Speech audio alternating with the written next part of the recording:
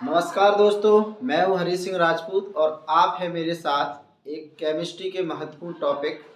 हम आज पढ़ेंगे हाइजेनबर्ग का अनिश्चितता का सिद्धांत और बोर का परमाणु मॉडल पढ़ेंगे। तो देखिए, बात करते हैं हाइजेनबर्ग के अनिश्चितता सिद्धांत की। अब देखिए, पहले आपने देखा होगा कि थॉमसन ने भी परमाणु का मॉडल दिया, रदरफोर्ड ने भी परमाणु का मॉडल दिया। इन्होंने समझाने का प्रयास किया लेकिन कुछ कमियां रह गई, उसको और आगे दूर करने का प्रयास किया हमारे नील्स बोर ने। तो देखिए, नील्स बोर ने प्रयास किया परमाणु को समझाने का। अब चूंकि हम यहाँ पर करते हैं हाइजेनबर्ग के अनिश्चितता सिद्धांत की बात, तो हाइजेनबर्ग के अनिश्चितता सिद्धांत की बात की देखिए, पहले बात क्या करते हैं, इलेक्ट्रॉन की करती है। आखिर इलेक्ट्रॉन होता क्या है?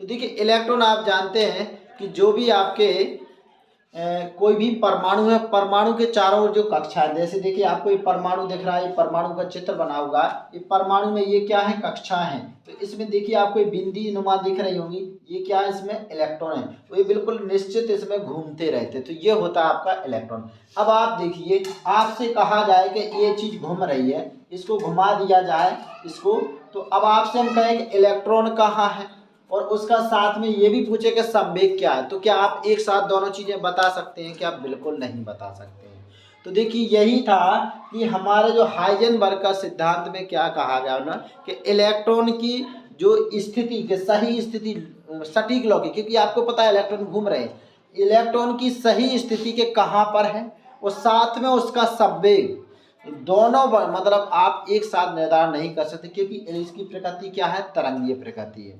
इसका समाधान देने के लिए ही हाइजेनबर्ग ने 1927 में जो एक सिद्धांत दिया था, जिसको क्या बोला जाता है, हाइजेनबर्ग का अनिश्चितता का सिद्धांत बोला जाता है। हाइजेनबर्ग का जो अनिश्चितता का सिद्धांत देखिए 1927 में दिया गया। कब दिया गया? 1927 में दिया गया। अब देखिए, इसका काम क्या था, इसको क्या बताया था ना कि इलेक्ट्रॉन की स्थिति और संवेग का निर्धारण करना था।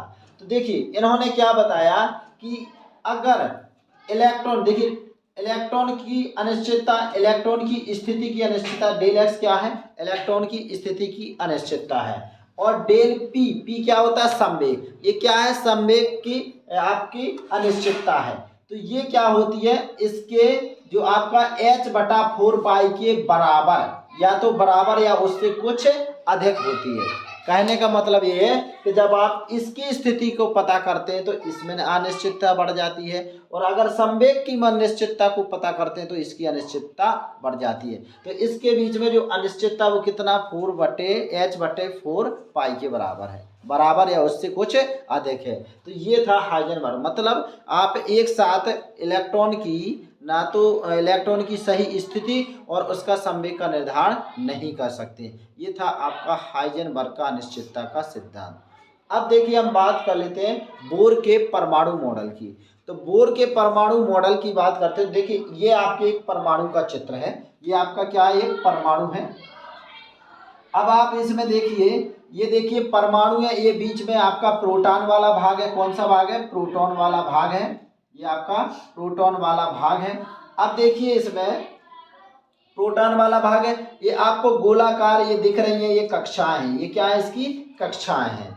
अब देखिए आप, अब इन्होंने कहा जो इन्होंने बोर का मॉडल दिया गया, रदरफोर्ड की कमियों को दूर करते हुए इन्होंने दिया, और उन्होंने पहली बात की कि जो भी आपके परमाणु में ये क्या होता है, प्रोटॉन होता है, इसको क्या बोला जाता है, नाभिक।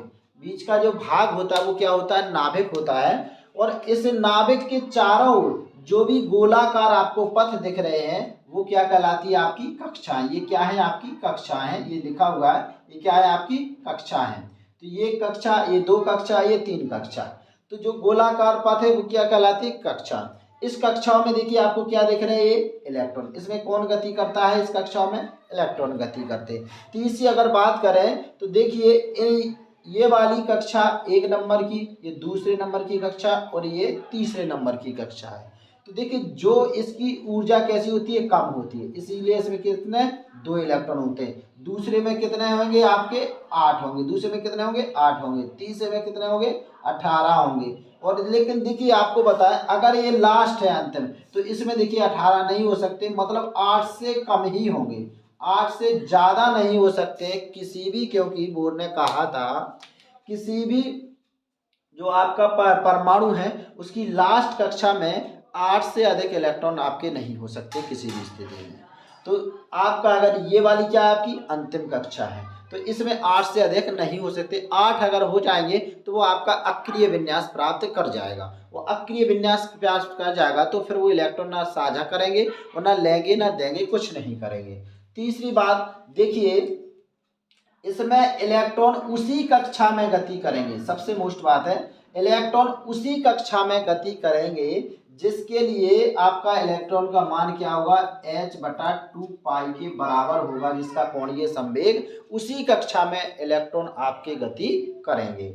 अब देखिए क्या है, आपके जब भी ये इलेक्ट्रॉन देखिए गति करते हैं, रदरफोर्ड के बारे में बोला गया था कि आपके इलेक्ट्रॉन गति कैसे करते हैं, किस तरह से। तो देखिए इसमें जब इनसे पूछा गया तो उन्होंने बताया कि ये इलेक्ट्रॉन एक साथ कैसे रहते थे। उन्होंने कहा कि देखिए ये इलेक्ट्रॉन की ऊर्जा कभी भी नष्ट नहीं होती है, ऊर्जा इनकी इलेक्ट्रॉन की ना नष्ट होती है ना एक्स्ट्रा होती है, मतलब ये इसमें मुक्त पथ में गति करते रहते हैं इलेक्ट्रॉन, इसके चारों ओर कभी भी नाभिक के चारों इलेक्ट्रॉन गति करते हैं, उसकी ऊर्जा कभी भी नष्ट नहीं होती है।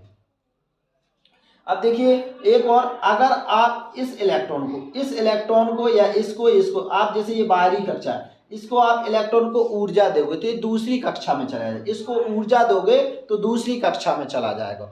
अगर इसकी ऊर्जा को आप अवशोषित कराओगे, कम कराओगे, तो ये दूसरी कक्षा में से पहली में आ जाएगा, तीसरी से दूसरी में। सीधी सी बात है, अगर ऊर्जा दोगे तो इलेक्ट्रॉन उत्तेजित होगा, अगली कक्षा में जाएगा, और अगर ऊर्जा अवशोषित हो गई तो उच्च से निम्न कक्षा में आएगा। ये थे आपके बोर का परमाणु मॉडल।